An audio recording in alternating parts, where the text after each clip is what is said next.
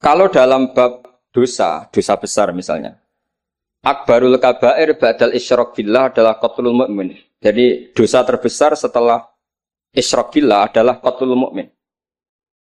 Membunuh orang mukmin.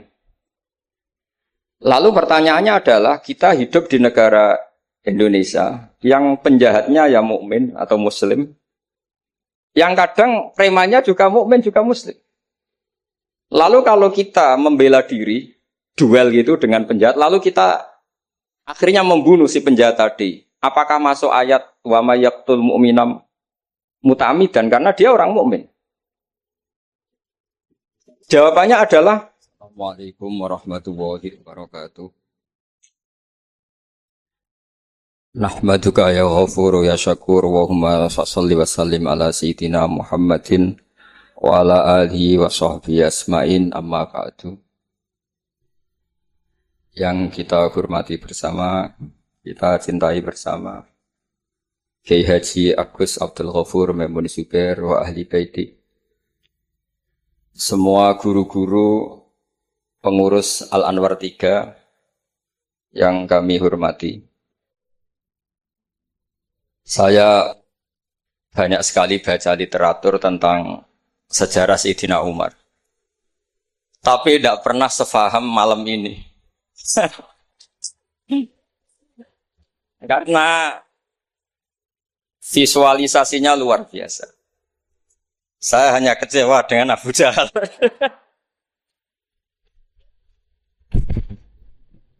Nah, sopan tadi masa. Jadi itu yang agak salah kalau saya nelihat aktornya itu masa Abu Jahal sopan ngasihkan mic gitu. Jadi saya baru ini benar-benar memahami tentang Tarik Umar. Saya mohon sama Gus Zofur untuk menerjemah semua teks-teks Arab tadi yang jadi dialek dalam drama. Saya tidak tahu apa itu tadi pakai bahasa Fusha, apa Ami, apa Suki, tidak tahu. Yang jelas semuanya percaya diri.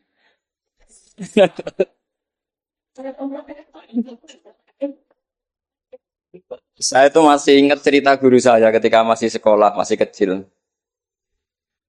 Ada anak baru latihan bahasa Arab mufrodat. Jadi dia taunya kalau yadun itu tangan.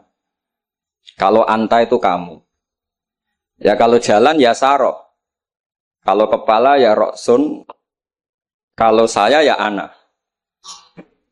Ketika dia baru ahli mufrodat, di Arab kepalanya diusap-usap sama orang Arab. Kata si santri tadi, ya syekh, yadun anta, saroh-saroh. Rok si ana katanya. Ya artinya sama. Jadi ya syekh, yaitu yadun anta berarti tangan Anda, saro-saro. Terusannya itu ala rosian pada kepala saya. Jadi dia belum bisa mengatakan misalnya yaduka ala rosi, tapi ya yadun anta, saro-saro, ala rosian. Nah semoga semua dialek tadi nggak termasuk kategori yang itu. Saya dulu sekolah kakak kelasnya Gus Zofur itu ya punya teman kalau dimarahi di kelas itu bilang, Gus tadi saya dimarahi di depan alladzina aja. Jadi apa maknanya alladzina katanya? Katanya di depan orang apa? Banyak. Karena setiap ngaji alladzina wong akeh. Jadi kalau dimarahi di depan publik berarti dimarahi di depan alladzina. Nah ini kapan? Saya tadi pamit sama Gus Zofur itu kapan-kapan bisa disewa enggak Gus? Bisa kan? Ini menurut saya masalah yang lumayan serius. Saya pernah didolani lah sama Habib Soleh Alatas dari Tegal. Ternyata kru dari TV7 atau kru dari Khazanah sering juga minta masukan dari beberapa narasumber untuk memberi penjelasan tentang tarikh sebenarnya misalnya tentang Umar. Di sini biasanya khas ulama itu dilematis karena kalau ngasih biasanya pemeran perempuannya benar-benar perempuan. Jadi resikonya kalau cantik itu nanti jadi masalah ikhtilatur rijal wan nisa. Kalau tadi enggak, karena Anwar tiga mungkin. Atau mbak-mbaknya enggak mau berdampingan dengan Abu Jahal, enggak tahu tadi. Jadi saya enggak tahu tadi pertimbangannya itu fikhan atau apa trauma ya, karena takut itu.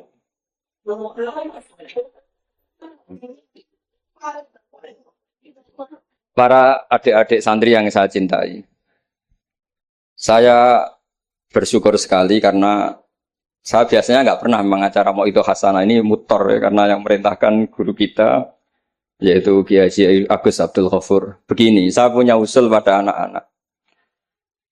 Saya bagaimanapun sangat mencintai Pondok Al Anwar. Saya usul sama anak-anak, terutama yang putra ya, supaya tetap menghafal fikih. Jadi kalaupun ditakdir nggak bisa berbahasa Arab kayak tadi, kayak Abu Jahal dan siapa tadi, Sayyid Hamzah dan sebagainya, setidaknya menghafal ahkam fikih, al-ahkam al-fikih. Jadi saya mohon muhafadzahnya itu tidak hanya Quran lafdzon wa tilawatan, tapi menghafal ahkam. Ini penting sekali karena kelebihan kita di kampus. Ini pengalaman saya kerja di kampus. Keunggulan kita adalah kita ini hafal kepastian hukum fikih. Jadi misalnya Kangkang harus hafal meskipun nggak bisa baca teksnya, kalau iddatul mutafa'an hazaujuha itu arba'ata asyuri wa asyra. Kalau dia min dzawatil hamli wa ulatul ahmali ajaluhunna ayyatu'na hamlahun dan sebagainya dan sebagainya. Ini penting sekali karena ternyata yang saya baca, beberapa orientalis atau beberapa orang barat itu masuk Islam itu karena Islam itu dianggap hukumnya itu detail. Termasuk mengatur pernikahan, perceraian, tata kelola ekonomi, tata kelola negara dan sebagainya dan sebagainya. Saya pernah ditanya menyangkut ekstremis. Kalau dalam bab dosa besar misalnya, akbarul kabair ba'dal isyrak billah adalah qatlul mu'min. Jadi dosa terbesar setelah isyrak billah adalah qatlul mu'min, membunuh orang mukmin. Lalu pertanyaannya adalah, kita hidup di negara Indonesia yang penjahatnya ya mukmin atau muslim, yang kadang premannya juga mukmin juga muslim. Lalu kalau kita membela diri duel gitu dengan penjahat, lalu kita akhirnya membunuh si penjahat tadi, apakah masuk ayat wa may yaqtul mu'minam muta'ammidan karena dia orang mukmin? Jawabannya adalah kitab fikih itu menyediakan bab namanya kitabus siyal, bahwa mangkutila duna mali fahuwa syahid, mangkutila duna ahli fahuwa syahid. Orang yang duel dengan penjahat kemudian dia mati adalah dia mati syahid. Dan dia kalau terpaksa membunuh, tentu ada aturan-aturannya ya, dengan tertib yang ditentukan di kitab-kitab fikih. Itu penjahatnya damnya itu muhaddar, sehingga dia tidak kena kisos si sahibul bait tadi yang punya rumah tadi. Sehingga dengan fikih-fikih yang detail saya harapkan santri sarang, karena dulu Mbah Zubair itu ma'ruf bil faqih. Saya sering kalau ngajar cerita bahwa misalnya Gus Zofur ngaji sama Mbah Mun ngaji sama Mbah Zubair ngaji sama Mbah Fakih Mas Kumambang, Mbah Fakih ngaji sama Mbah Mahfud Termas. Lah Mbah Mahfud ini muridnya Sayyid Abi Bakar Sato, Sohibul Li'anah. Sayyid Abi Bakar Sato punya kakak namanya Sayyid Umar Sato. Itu dulu kiainya mbahnya Mbah Mun itu, Ahmad Su'aibin. Itu dulu berwasiat kalau ngojlok adiknya Sayyid Abi Bakar Sato yang punya kitab I'anah itu, serana gunane mulang kitab gede-gede, yang penting apal. Akhirnya kita ini korban konsepnya Sayyid Umar, jadi disuruh muhafadzah. Karena memang harus hafal, jadi mahfudot saat tadi jagoan sama Gus Zofur. Apa ingat ketika dulu muhafadzah? Karena kalau kita muhafadzahnya alfiyah itu gurunya bisa kita akali. Kalau kita pura-pura guru itu biasanya malu nyemak pakai kitab karena dikira nanti tidak hafal. Akhirnya murid-murid tahu, mesti kebut ya Gus, enggak mesti bingung. Jadi ada trik. Ya akhirnya betul anak-anak kebut terus gurunya semuanya terus wes pun Pak. Jadi bisa diakali juga akhirnya ya lolos. Terus cerita kedua ini kisah nyata. Saya dulu itu dengan Gus Zofur musyawarah, Fathul Mu'in, macam-macam. Pernah digojlok sama bapak. Aku masuk krungu kon alim fikih ambek Gus Zofur makili Anwar, tapi aku ora percaya kon iso jawab pertanyaan. Napa, Pak? Itu ada seorang imam lupa baca Fatihah, langsung baca Sabbihisma rabbikal a'la. Kemudian makmum bilang subhanallah. Karena si imam tadi hanya hafal tadi 3 juz tadi. Itu enggak pede. Ganti wadduha. Wadduha makmumnya masih bilang subhanallah. Akhirnya ganti surat yang dia pasti benar, yaitu ganti kulhu. Karena dia dikira kalau surat panjang itu salah. Akhirnya diganti kulhu masih subhanallah. Lalu makmum tahu ini enggak ada solusinya kecuali dijelaskan secara jelas. Orang maca Fatihah.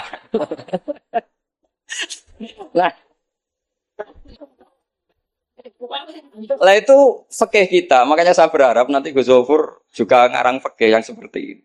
Apakah yang seperti itu membatalkan sholatnya makmum? Karena darurat. Hanya subhanallah nggak memahamkan. Dia mau tidak mau harus ngomong. Kalau masalahnya itu tidak baca Fatihah. Nah ini nanti supaya jadi fasul masalahnya Anwar 3 itu kalam ini termasuk membatalkan apa? Tidak.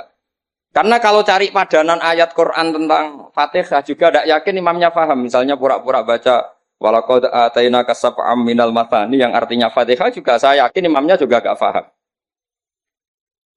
Jadi ini ada masail-masail fikih yang setelah ditanyakan memang fikih dulu itu tidak memuat. Kita harus kreatif, tapi bukan berarti merasa istihad untuk jawab beberapa pertanyaan. Terus cerita keempat, ini tentang guyonan-guyonan ilmiah. Dulu itu kata Mbah Mun itu sering cerita, dan ini etika modern ya. Kebetulan norma modern dalam dunia akademik seperti ini, yaitu skeptisme. Jadi orang itu harus agak ragu kalau dengan pendapatnya. Ada seorang alim itu yakin kalau orang naik bulan itu tidak mungkin, karena dia percaya dengan teks Al-Qamar itu fisama irrobiah. Tapi kata muridnya, itu Kiai Kudus, semuanya dua-duanya Kiai Kudus, itu Kiai terkenal semua. Kalau menurut muridnya, pokoknya mungkin ya. Orang mungkin, terus dia cerita kola Rasulullah gini, panjang lebar. Itu bantah-bantahan itu sampai 3 jam, sampai dekati fajar. Setelah dekati fajar, kata gurunya, pokoknya coraku gak mungkin. Terus muridnya bilang, alhamdulillah, dia pun bukan apa-apa. Gurunya janggal. Kenapa kamu sekarang taslim, padahal mulai tadi kamu terus bantah saya? Karena guru saya sudah bilang menurut saya. Itu haknya guru, kalau bilang menurut saya. Tadi Anda bilang, Pak Guru bilang kola Rasulullah. Itu Rasulullah itu milik kita semua. Jangan-jangan tafsir guru salah. Makanya saya bantah terus. Jadi itu unik. Tapi kalau sudah menurut saya, ya sudah itu menurut guru. Kalau tapi bilang kalau kola Rasulullah gini-gini, bisa saja guru salah dalam menafsirkan kola Rasul. Ini penting sekali dalam ulumul Quran. Saya yakin Gus Zofur lebih tahu. Misalnya begini. Saya sering kali digugat oleh para saintis. Pak Bahak, dalam proses embriologi itu tidak ada min alakir segumpal darah. Yang ada dalam embriologi itu, alak itu ya semacam zigot yang nempel di dinding rahim. Kemudian itu yang nanti jadi janin. Kalau segumpal darah ya orang keguguran. Nah, terus saya tanya, apa ada di Quran itu segumpal darah? Kata dia ada min alakin. Saya bilang, saya ini hafal Quran, tidak ada kata segumpal darah. Kalau min alakin ada kata saya. Terus, tapi kata kiai-kiai itu begitu apa? Ya tapi tetap Qurannya itu min alakin, bukan segumpal darah. Yang ada segumpal darah itu terjemahannya, bukan Qurannya kata saya. Ini penting saya utarakan. Nanti kalau terbukti secara sains bahwa nggak ada proses embriologi itu segumpal darah, itu yang salah bukan Qurannya, tapi kita yang mengartikan bahwa alagen itu segumpal darah. Sehingga kalau kamu mengartikan alagen segumpal darah, kamu harus bilang ini menurut saya, bukan menurut Allah dan Rasul. Nanti kalau kamu bilang segumpal darah menurut Allah dan Rasul, berarti kalau penelitiannya salah, yang salah Allah dan Rasul. Meskipun tentu sesuai ilmu balaghah bisa saja min alagen benar-benar maknanya segumpal darah, hanya untuk litahjin atau untuk litakbeh supaya manusia tidak sombong diceritakan dia diciptakan sejenis segumpal apa? Darah. Bukan harus materinya dari segumpal darah, tapi sejenis itu. Ya untuk supaya manusia tidak sombong. Bisa saja kalau secara balaghah demikian. Ini kembali ke Umar. Tadi saya ketika melihat drama Umar tuh, Sayyidina Umar itu berkali-kali punya pendapat. Karena beliau tuh sering solid, sering akurat, sampai penggemar beliau menghentikan hadza maro'a Allah wa ro'a Umar. Hadza maro'a Allah wa ro'a Umar. Ini pendapat Allah dan pendapat Umar.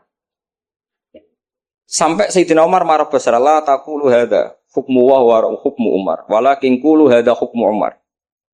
In kana shawaban fa min Allah wa in kana khata'an fa min Umar. Kamu jangan mengatakan kalau ini pendapat Allah, tapi katakan pendapat Umar. Jadi kalau benar ya min Allah, kalau salah dari apa? Umar. Tapi sekarang banyak beberapa organisasi ekstrim yang semuanya itu di atas namakan Allah. Mungkin Gus Zofur lebih tahu, lebih ngalami. Orang itu kalau benci seseorang yang kelas nasional, wah itu sudah dihujat, dimaki-maki. Kita yang menemani mereka itu juga dihujat. Wong fasik, wong keliru kok dikancani. Karena pikiran fikihnya adalah kita harus tafrik bainal haqqi wa bainal batil. Harus jelas ada demarkasi mana hak, mana apa? Batil. Itu fikih yang sementara kita pelajari. Sehingga mungkin orang enggak apa ya istilahnya akan menyalahkan lah. Saat kita bertemanan dengan orang yang macam-macam di Jakarta, apalagi orang liberal macam-macam. Tapi kalau sampean ngaji lagi di atas itu, misalnya belajar ilmu tasawuf, kita diajarkan, kalau kamu berteman sama orang dolim, ma tadri madza yuhtamu bih. Orang dolim itu kamu pun tidak tahu madza yuhtamu bih. Jangan-jangan dia yuhtamu bi husnil khotimah. Kamu juga nggak pernah tahu madza tuhtam. Apa kamu nanti tuhtam bi husnil khotimah apa su'il khotimah. Sehingga orang-orang tasawuf itu melihat orang dolim ya tetap hormat. Karena tidak tahu nanti akibatnya jangan-jangan dia husnul khotimah, kita yang su'ul khotimah. Ini penting bagi anak-anak Anwar 3, murid-murid Gus Zofur, sehingga orang-orang alim itu harus kamu beri ruang, meskipun secara zahir berteman orang-orang yang macam-macam. Karena itu ada ilmunya. Kita tidak ngambil sikap itu ada ilmunya. Makanya di kitab Bidayatul Hidayah, beberapa kitab tasawuf diterangkan, kalau kamu melihat orang fasik, jangan-jangan yuhtamu bi husnil khotimah, kamu ndak. Kita ingat cerita Wahsy. Wahsy itu orang yang dilaknati Rasulullah karena qatilu Hamzah. Ketika Nabi aksara min la'nil kuffar, malah nazala qaulu ta'ala laisa laka minal amri apa? Syai'un aw yatuba alaihi. Dalam surat Ahzab ketika Allah mensifati orang munafik, itu masih ada kata wa yu'adzibal munafiqina insya'a. Masih ada kata aw yatuba alaihi. Kemungkinan orang munafik adalah Allah menyiksa mereka insya'a atau memberi tuh. Sehingga banyak ulama, terutama guru kita Syekhina Kiai Maimun Zubair, itu berteman orang macam-macam enggak masalah.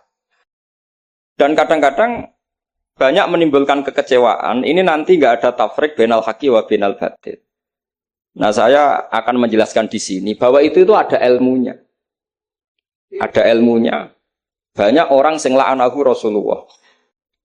Bahkan da'a alaihi Rasulullah kayak Wahsy, kayak Khalid bin Walid, kaifa yuflifu qaumun fa'alu bi'ihim hakadha. Zaman itu binabihim hakadha. Yaitu ketika Rasulullah perang Uhud itu syujja wajhu wa kusirat rubaiyatu wa udmiyat lisatu.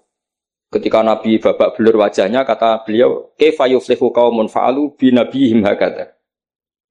Tapi apa yang terjadi? Justru Khalid bin Walid itu masuk Islam. Wahsy qatilu Hamzah juga masuk. Sehingga saya meskipun punya sikap, tentu saya sebagai orang punya pilihan gaya hidup. Mungkin saya nggak akrab lah kalau sama misalnya Mas Nusron itu. Tapi kalau Gus Zofur akrab. Tapi saya menghormati, itu pasti ada ilmunya. Saya jaga jarak ya ada ilmunya. Gus Zofur berteman juga ada ilmu. Nah, ini yang saya harapkan dari Anwar 3. Mohon ilmu ini diperkuat. Karena basis terkuat peradaban adalah ilmu. Ilmu menyediakan segalanya. Saya masih ingat Gus Mek Peloso itu akrab sama bapak saya. Karena beliau senang semaan. Kebetulan pendiri semaan Jantiko itu bapak sama Gus Mek. Jamiyah anti koler dulu awalnya. Selama-lama digenti Mantap. Terus di era putra-putranya digenti Zikrul Ghafilin. Itu kalau jagongan sama bapak itu, beliau bilang, intinya begini. Iya, nahi mungkar, kenal era gelem kok nahi mungkar. Oleh proses piye, oleh tarbiyah piye kenal era gelem. Meskipun tentu anak-anak tidak saya sarankan seperti Gusme, karena jadab Anda tidak mesti sukses kayak Gusme. Itu kan resiko. Karena untuk sukses itu butuh keramat, butuh macam-macam lah. Kalau sampean latihan gitu pasti ditangkap keamanan itu. Karena itu masalah gitu kalau di pondok masalah. Tapi apapun itu, kita punya cukup khazanah ilmiah untuk melihat itu. Saya berkali-kali kalau acara di pondok Hajan sering bilang, berteman orang fasik itu tidak boleh. Wa ingkana dasarin fajan ibu suratan. Kalau berteman orang fasik itu nggak boleh karena nanti ketularan fasik. Tapi kalau dibalik, pertanyaannya dibalik. Mbah niki membina orang fasik. Dan di antara membina tentu prosesnya itu berkawan macam-macam. Kalau dibalik itu menjadi haram apa halal? Bukan dibahasakan berteman orang fasik, tapi membina orang fasik. Ini penting saya utarakan karena khazanah kita itu banyak. Saya berharap ulumul Quran di sini sampai yang seperti itu. Saya beberapa kali belajar kitab Hayatus Sahabah. Di situ ada satu aplikasi Ahkam Al-Quran, baik yang fiqhud dakwah maupun fiqhul ahkam. Saya di situ yang paling saya kenang adalah cerita-cerita misalnya termasuk yang dikutip Habib Zain bin Sumit dalam kitab Al-Manhajus Sawi. Suatu saat ada ustadz, saking semangatnya nahi mungkar karena si Harun Rasid sering salah, didatangin. Kata si ustadz tadi, inni nasihun lak, famusyaddidun alika, fala tajidanna fi nafsika aliyya syai'an. Saya akan memberi nasihat Anda, tapi saya agak ekstrim, agak keras. Mohon kamu jangan tersinggung, Anda jangan tersinggung. Anda ya Amirul Mukminin jangan tersinggung.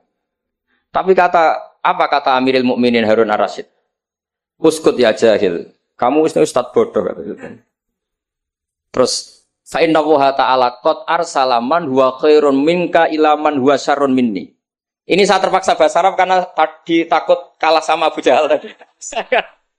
Jadi ini mohon sekali ini kompetisi. Jadi kalau Abu Jahal saja bisa bahasa Arab, masa saya kiai tidak bisa bahasa Arab. Jadi saya tadi itu ya kan di Abu Jahal saja bisa bahasa Arab. Fasih lagi tadi. Yang saya kecewa dia sopan ngasihkan mic tadi.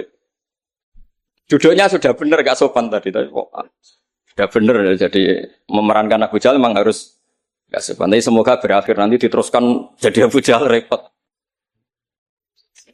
Nah ini kata Harun Ar-Rasyid. Inna Allaha ta'ala qad arsala man huwa khairum minka ila man huwa syarrun minni. Wa ma'a dzalika qala ta'ala faqula lahu qawlan layyinan la'allahu yatadzakkaru aw yakhsha. Tentu kita tahu Allah mengutus Musa dan Harun atau Musa saja yang populer. Musa itu man huwa khairun minka, tentu Musa itu lebih baik ketimbang Anda. Ila man huwa syarrun minni, tentu Fir'aun itu lebih buruk ketimbang saya.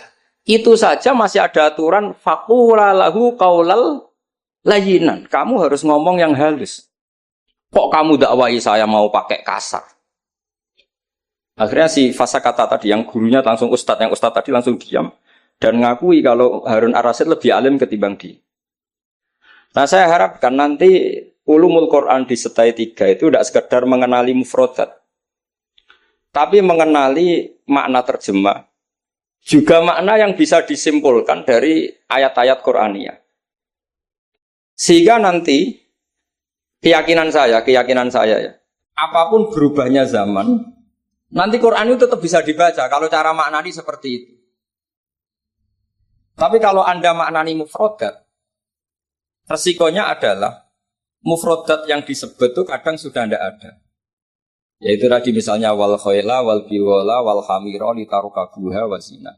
Tentu sekarang kita naik Innova, kita naik mobil, bukan naik khayl, bukan naik biwala. Tapi kalau dimaknani secara tadi, pokoknya ada markup, ada tunggangan yang kita naiki, ada tunggangan. Dan kalau kita dapat nikmat tunggangan itu, kemudian kita syukur, litaslahu ala duhuri, ya yang penting sumatat guru ni'mata rabbikum. Ini penting saya aturkan karena saya berkali-kali berdebat juga. Kalau di kota itu kan ada dialog. Bahkan ini mungkin Gus Zofur lebih tahu ya, saya pernah UII itu pernah disurati sama Masjid Mujahidin Indonesia. Di situ diterangkan kalau sekian terjemahan Kemenak itu salah sekian, miliknya UI salah sekian. Di antara yang diundang itu saya, dianggap makili UII. Tapi apa yang terjadi? Mereka itu karena maknani itu pakai mufrodat, tidak mau pakai ilmu balaghah, tidak mau pakai analisis-analisis yang harusnya terjadi dalam ulumul Quran. Saya punya contoh demikian. Saya sering belajar kitab namanya Kitab Ar-Risalah, karangannya Imam Syafi'i ketika sering surat-suratan sama Abdurrahman bin Mahdi. Kata Imam Syafi'i, Quran itu lisanul Arabi, dan lisanul Arabi itu awsa'ul lisanan, lisan yang paling luas. Sehingga ketika beliau ditanya, kenapa Anda mewajibkan tolabul ma', mencari air, ketika orang harus tayamum di perjalanan? Terus Imam Syafi'i menjawab, falam tajidu ma'an. Kemudian kalian tidak menemukan air. Itu baru fatayammamu sha'idan thayyiban. Beliau dengan enteng mengatakan, la yuqalu liman lam yatlub lam yajid. Orang yang belum pernah mencari tentu tidak bisa dikatakan tidak menemukan, tapi tidak tahu namanya. Jadi kalau dikatakan tidak menemukan, pasti ba'da sabqit tolab, setelah mencari. Kalau belum mencari kok mestinya tidak tahu, bukan bisa dibahasakan tidak menemukan. Nah, saya berharap anak-anak ini karena ditunggui Mbah Mun yang ma'ruf dengan tafsirnya Gus Zofur. Nah, Mbah Mun itu murid Said Alawi. Said Alawi punya karangan Takirat Saidul Khobir yang di Said Alawi dengan Habib Abdurrahman Al-Musawa kalau tidak salah. Yang nyarain agamanya Syekh Zamzami. Dulu saya belajar itu juga sama Gus Zofur karena dulu yang ngajar Mbah Mun sendiri. Saya juga sering menerima keluhannya Gus Zofur di Jakarta, di mana-mana orang analisis Quran itu tidak pakai ilmu balaghah. Ini repot sekali. Karena kalau kita tidak pakai balaghah, maka al-adat yufidul hasra. Kalau dalam kaidah usul fikih, al-adat la yufidul hasra. Ketika Allah pakai kata hitungan, itu belum pasti hasr. Jadi taruh saja misalnya begini, ini yang kisah nyata dalam hadis sahih. Ketika Rasulullah itu memintakan maaf sama orang munafik, terus kata Allah mengingatkan, in tastaghfir lahum sab'ina marratan fala yaghfirullahu lahum. Kata Nabi, jika 70 tidak bisa dimaafkan, wa sa'azidu ala sab'in. Ya sudah, saya tambahi lebih dari 70. Ternyata sama Allah didhawuhi, maksudnya tidak gitu. Kamu mintakan ampun untuk orang munafik maupun tidak, sama-sama tidak, saya ampuni. Sehingga terus ada kaidah, al-adat la yufidul hasra. Ini penting dalam ulumul hadis atau ulum usul fikih. Karena kalau nuruti adat, Nabi sering dawuh misalnya, man sholal bardan dakhalal jannah. Orang yang sholat pada waktu dua dingin, yaitu subuh dan asar, dakhalal. Terus kamu mau tidak sholat zuhur misalnya, dan sebagainya, dan sebagainya. Nabi sering menyebut kebenaran, misalnya kebaikan adalah ini. Terus kamu tidak akan melakukan kebaikan yang lain, tentu tidak mungkin.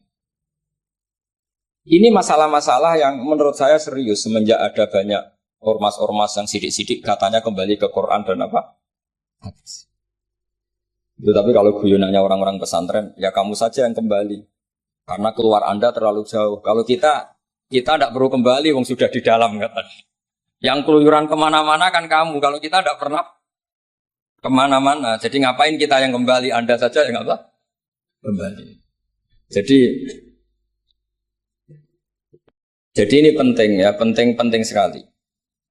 Karena pengalaman saya di Jogja, pengalaman saya di Jakarta ketemu orang macam-macam itu, memang pernah ya di Jakarta pernah ada satu acara. Ya acara seperti ini. Itu yang datang seorang kiai yang ya biasa pakai sarung, ada yang pakai celana. Itu pas mulai pegang mic ada separuh hadirin keluar. Alasannya gampang. Belum enggak pakai sunah Rasul. Karena kiainya enggak cingkrang. Itu sudah keluar separuh. Ketika saya ditanya, Pak, kenapa Anda masih mendengarkan mereka? Mereka tidak mengikuti sunnah Rasul, mereka tidak cingkrang. Kata saya gini, Rasulullah itu hafal Quran. Dan kebetulan saya hafal. Jadi saya sudah mengikuti sunnah Rasul. Jadi kalau Anda ingin sunnah Rasul kayak saya harus hafal Quran. Kalau motong celana itu gampang. Kalau motong celana itu gampang. Itu kan murah sekali dan mudah.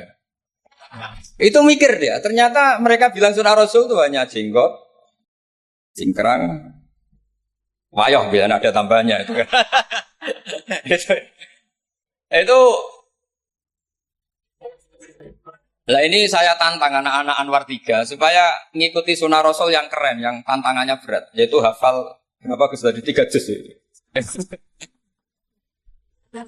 Itu saya tuh sering protes sama anak-anak. Itu nanti kalau ketemu malaikat Jibril, Anda dianggap mengikhtisar Quran.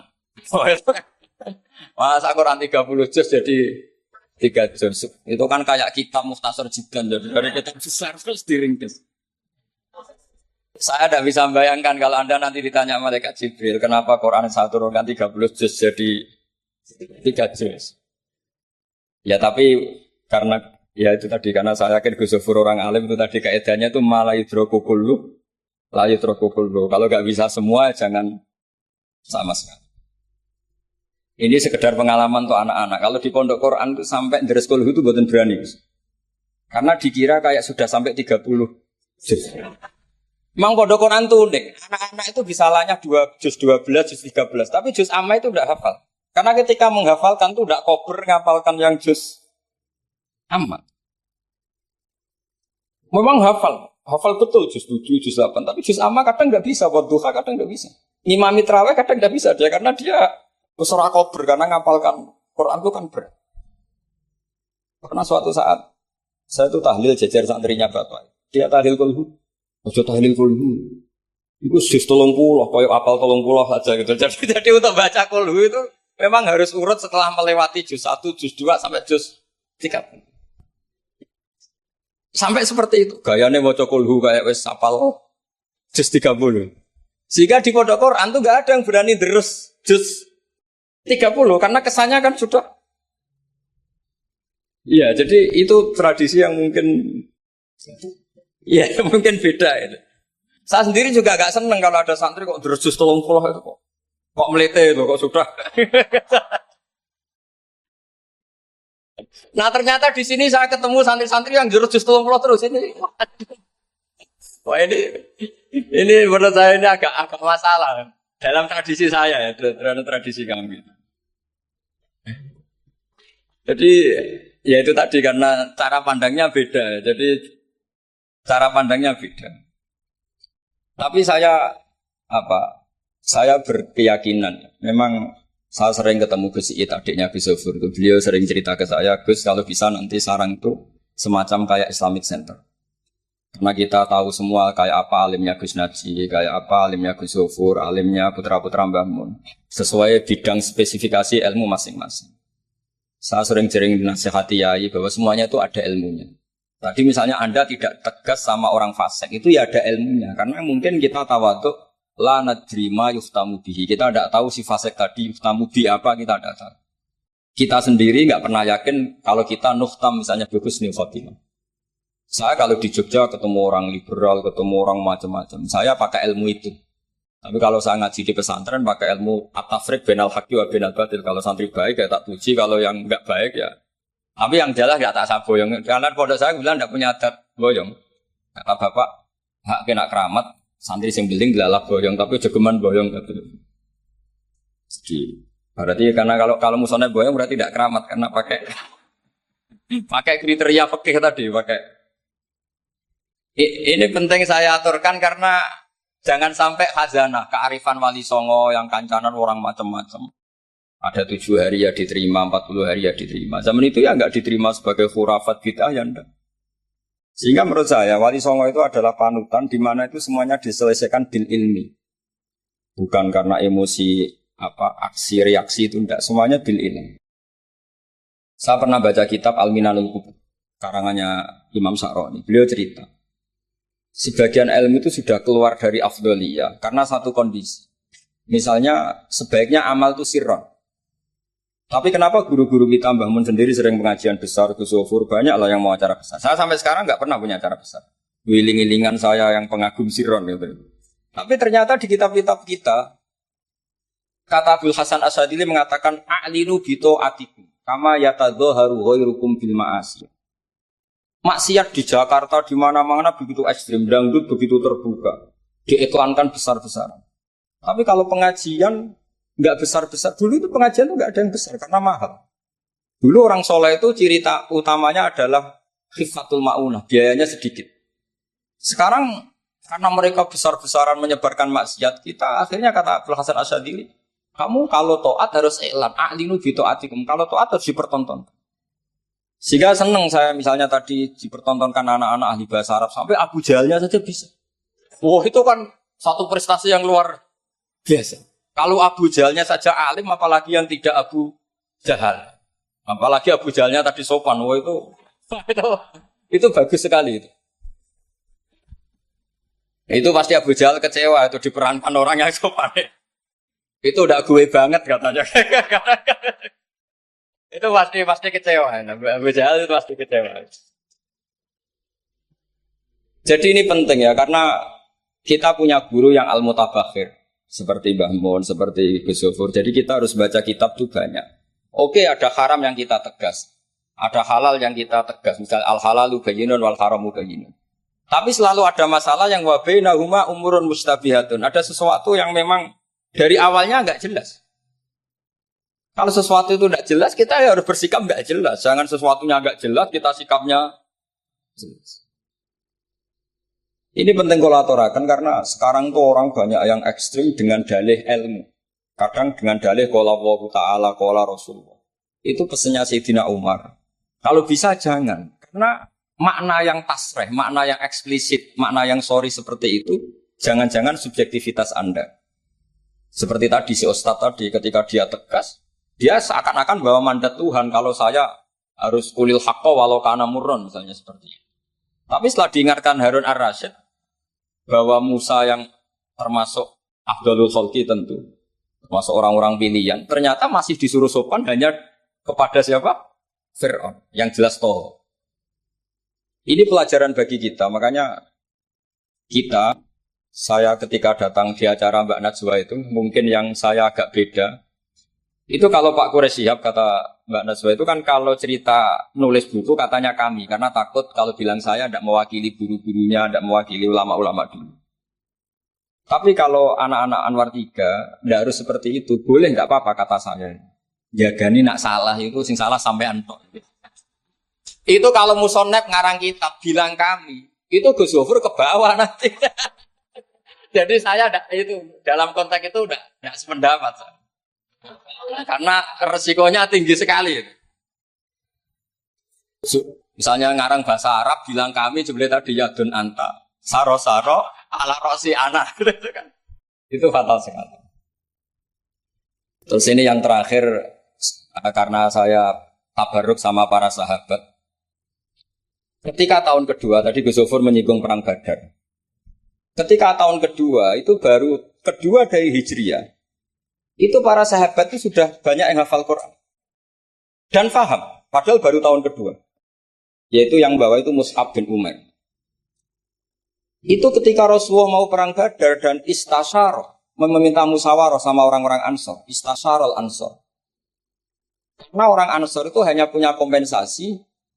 Jika engkau ya Rasulullah ke Madinah, Yasrib dulu, maka kita akan melindungi engkau sebagaimana kita melindungi nisa'ana wa abna'ana. Tapi masalahnya perang Badar itu Rasulullah harus keluar dari Madinah. Rasulullah sehingga khawatir jangan-jangan orang Ansor tidak berkomitmen dengan perjanjian itu, karena itu di luar apa? Perjanjian, karena sudah keluar dari Madinah. Ketika istasyarul Ansor, apa kata itu Mikdad bin Aswad, ada yang nulis Mikdad bin Amr karena bapaknya namanya Amr, cuma dia masyhur disebut Mikdad bin Aswad. Ada rawi yang mengatakan itu Sa'd bin Mu'adz, tapi yang jelas itu Mikdad bin Aswad. Ini ingat ya, tahun kedua dari Hijriah. Apa kata Mikdad? La naqulu laka kama qalat Banu Israil fathab anta wa rabbuka faqatila inna hauna qa'idun. Walakin idhab anta wa rabbuka faqatila inna ma'akuma muqatilun. Ya Rasulullah, kamu jangan khawatir kalau kita ini pecundang kayak orang Bani Israel. Orang Bani Israel itu kurang ajar sekali. Mereka yakin kalau Musa itu orang hebat. Dan tentu Allah adalah zat yang super. Ala kulli syai'in. Kalau Allah itu superior, kemudian kamu kenapa susah-susah ngajak kita? Buat jenengan sama Allah datang ngelawan Jababiro, tak tunggu beritanya. Itu kadang-kadang santri sekarang ya kayak Bani Israel. Itu kalau ngerti kiainya keramat, misalnya Gus Zofur lari seminar keramat, terus kiai itu juga serau usah diaturi gitu. Jadi kadang keyakinan itu ya salah. Seperti tadi, Nabi Muhammad itu para pangeran, nak perang rasa dibantu, kan bisa melibatkan Jibril, Israel kan selesai. Itu bisa fatal kalau seperti itu. Banyak loh, kiai-kiai keramat ngeluh itu karena santrinya terlalu kultus keramat, terus santrinya orang mikir kiai ini. Ini buatan nyindir, fakta gitu, terus biasa mawon. Dan terus menurut saya itu tradisi yang salah. Kalau di Sidogiri itu santri yang paling miskin pun, misalnya akhir sana, tapi nggak perlu ditiru. Kecuali itu orangnya ikhlas nggak perlu ditiru. Itu misalnya santri satu sih urunan 10.000-an, 20.000-an diaturkan gurunya. Karena adat Madura itu panen jagung ya gurunya punya hak, panen apa saja ya gurunya. Itu nggak nunggu kaya. Kalau adat sana kan nggak nunggu jadi alumni, jadi kaya baru ingat kiainya. Itu kalau tepahan kiainya sudah meninggal kan terus repot gitu. Itu kata orang tadi siapa itu Mikdad bin Aswad. La naqulu laka kama qalat Banu Israil. Fadhab anta wa rabbuka faqatila inna hauna qa'idun. Walakin idhab anta wa rabbuka faqatila inna ma'akum muqatil. Tapi silahkan ya Rasulullah engkau berangkat. Kita akan mengikuti engkau ikut perang. Artinya apa? Mereka bisa memahami Quran, meskipun itu kisah tentang Bani Israel. Mereka tahu sindiran Quran, mental yang benar kayak apa, yang salah kayak apa. Dan itu yang ditiru kitab Fathul Mu'in. Misalnya kitab Fathul Mu'in menulis begini. Misalnya, waktu sannu misalnya, as-sholat binasatin. Atau wa yusannu nasatun di sholatin. Disunatkan kalau mau sholat itu sumringah, kelihatan happy, kelihatan senang. Wa yusannu nasatun di sholatin. Terus di penjelasannya sederhana. Fa inna Allaha ta'ala dzamma li tarikihi wa qala wa idza qamu ila sholati qamu bisa. Kalau mau sholat itu harus kelihatan sumringah, happy, kelihatan senang, isyik, bronto mau sholat, mau ketemu Allah munajat. Karena Allah itu mengkritik orang yang meninggalkan nasyat. Yaitu kalau mau sholat aras-arasan. Terus beliau menyitir wa idza qamu ila sholati qamu besar. Sehingga ketika kita baca tentang orang munafik, bukan berarti terus orang munafik di sana, kita di sini. Seakan-akan kita terbebas dari sifat orang apa? Itu bukan da'bu ulama'ina, bukan ahwal ulama'ina. Ahwal ulama kita ketika baca Quran adalah otomatis kita memahami. Dan memahaminya itu bisa mafhum yang luar biasa, kayak tadi. Kayak yang saya ceritakan tadi, Harun ar-Rasyid, kayak siapa tadi, Mikdad bin Aswad, dan kayak tadi Fathul Mu'in misalnya. Sama dengan model-model karangan Imam Ghazali. Imam Ghazali kalau ngarang kitab itu sebenarnya sederhana. Setelah kita teliti itu semuanya ya sederhana sekali. Artinya ayat yang dikutip itu sering kita baca. Tapi beliau secara indah, secara menakjubkan, itu bisa ngambil kesimpulan yang luar biasa. Saya punya kitab Mufrodat yang dikarang oleh beberapa ulama. Dan beliau cerita tentang kehebatan Sayyidina Ali dalam menafsirkan Quran. Kata Sayyidina Ali, saya tidak bisa membayangkan dahsyatnya angin ketika mengobrak-ngabrik kaum Mu'ad. Karena anginnya angin balilo, tidak terkendali. Ya, karena Allah punya tradisi begini, kata Sayyidina Ali. Wa im min syai'in illa indana khazainuhu wa ma nunazziluhu illa biqadarin ma'lum. Segala sesuatu itu terukur dan saya turunkan juga dengan ukuran yang pas biqadarin ma'lum. Tapi ketika Allah mensifati angin yang untuk kaum Ad disebut birihin sorsorin atiyah. Atiyah maknanya balilo, pakai tak. Ya, pakai tak. Terus yang sebagian ayat tentang Nabi Nuh. Inna lamma taghal ma'u hamalnakum fil jariyah. Togho itu maknanya lacut. Jadi air sudah gak terkendali, kayak di luar kendali malaikat. Sudah togho, sudah balelo. Saking balelonya yang main hantam saja, kata Sayyidina Ali. Sehingga dua ayat ini menunjukkan betapa dahsyatnya banjir karena diredaksikan taghal ma'. Begitu juga betapa dasarnya angin karena disebut dirihin sorsorin atiyah. Jadi yang namanya atiyah itu pakai tok ya. Ini ain tok ya. Ini yang pakai apa? Ain alif ta. Jadi dari mufrodat ini kelihatan bahwa benar-benar dahsyat. Karena Allah punya adat segalanya terukur. Ternyata di situ disebut tohornya semuanya sudah keluar dari apa? Ukuran. Ini saya mohon sekali karena anak-anak Anwar 3 ini menangi Mbah Mun, menangi Gus Zufur. Saya sendiri diminta beliau bantu ngajar di sini. Jadi saya mohon sekali karena ini banyak apa ya banyak ya nabi al ilmi lah, banyak sumber-sumber ilmu. Tolong sekali dimanfaatkan yang baik. Terutama anak-anak yang di muhadharah ini kajian-kajian fikihnya itu harus dihafalkan. Karena hafal ini sanad kita. Dulu Mbah Mat itu ngaji sama Said Umar, kakaknya Said Abi Bakar Sato. Memang semua kitab itu harus mahfudz, harus dihafal. Saya sendiri dengan Gus Zufur itu yang mendapat barokah muhafadzah zaman sekolah. Dulu kalau nggak muhafadzah itu nggak naik.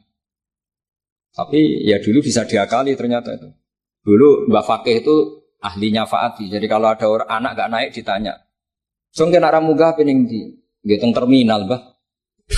Ngoten niku Mbak Fakih terus diunggahno. Kata beliau, nak nganti ning terminal dadi wong nakal aku sing kedosan. Mergo tadi mayu adi ilal haram nggih. Haram. Sehingga dulu masyhur. Kalau anak-anak ndak naik itu sudah kong kali kong. Oh nak takoki muni ning terminal yo. Karena kiai itu mesti pantangan. Taman kalau nggak percaya coba aja. Anak yang nakal mau boyong terus disowankan Gus Zofur. Gus, nak jenengan boyong balik mereman malih. Mikir, mesti kiai itu mikir. Tapi jangan pakai loh. Ini kan cerita dulu. Sehingga anak-anak yang nggak muhafadzah itu mesti ada yang anak-anak lugu ditanya bapak. Kalau nggak naik ning dicong ini, masya Allah, alhamdulillah. Ya orang munggah tenang. Jadi cara pandang kiai itu unik. Makanya ilmunya kiai susah dianalisis ini karena unik. Ya seperti itu. Ya saya harap ilmu ini nggak jadi apa ya, nggak jadi masalah bagi anda. Terus nanti anda menteror Pak Musonef. Awas Pak Musonef, nah aku ramuga yang terminal. Wah, udah bisa. Ya saya kira demikian, semoga manfaat. Terus kalau ning ngapunten sanget sudah berbiasa, mboten saged kalau acara-acara pidato mboten saged. Nek ngaji kula biasa. Nek ngaji rak ngerpek. Wonten kitabe terus maca. Tapi kalau seperti ini tuh temanya jadi bias. Tapi ya semoga tadi barokahnya Sayyidina Umar tadi kok. Saya jadi malu itu karena tadi Abu Jahal kok fase gitu. Saya itu masih. Ya monggo doa bareng-bareng ya mugi-mugi pondok ini pondok sing mubarokan sing nafi'an ummati Rasulillah nasihan lillahi wa li rasulihi wa li kitabi wa li aimatil muslimina wa amatihim. Al-Fatihah. Bismillahirrahmanirrahim. Alhamdulillahi rabbil alamin arrahman. Ya kana abudu wa ya kana nasta'in. Shallatu Bismillahirrahmanirrahim. Nahmaduka ya ghafur ya syakur wa salli wa sallim ala Sholli ala khalidika Ibrahim wa nabiyyika Musa Sofika Islam wa sholli ala anbiya'ika wa rasulika